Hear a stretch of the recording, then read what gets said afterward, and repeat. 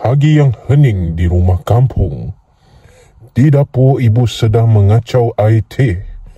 Kelihatan Amir dan Aina membantu, namun wajah mereka muram.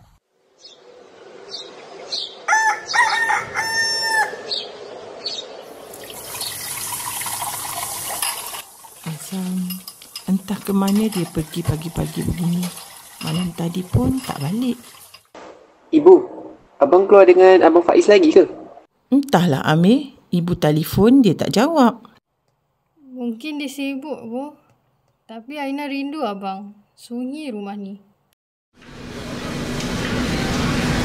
Di kedai makan, Faiz dan Azam sedang berbual dan gelak ketawa. Bro, malam ni lepak rumah Zat nak? Dia ada projektor baru. Boleh tengok movie marathon. Confirm aku join. Kat rumah pun bukan seronok sangat. Asyik kena bebel je.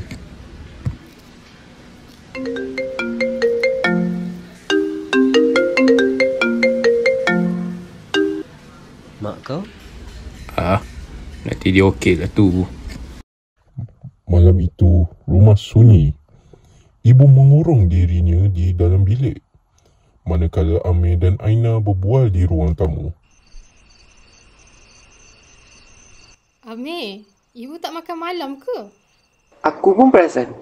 Ibu nampak penat. Risaukan Abang Faiz. Kenapa abang berubah ya? Dia lupa tanggungjawab. Lupa yang kita masih perlukan dia. Di kedai makan, Azam menerima mesej dari Amir.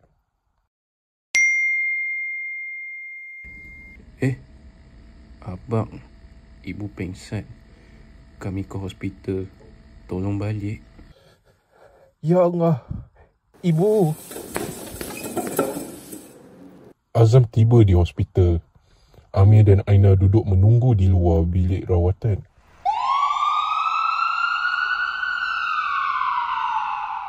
Amir, Aina, macam mana ibu? Doktor kata ibu penat. Tekanan darah tinggi. Stres. Ibu selalu sebut nama abang. Tunggu abang balik. Azam. Ibu, maafkan Azam. Azam lalai. Ibu tak marah. Cuma ibu rindu anak ibu. Beberapa minggu kemudian, suasana rumah kembali ceria. Amir, jom potong rumput sama-sama. Malam ni kita tengok movie ramai-ramai ya.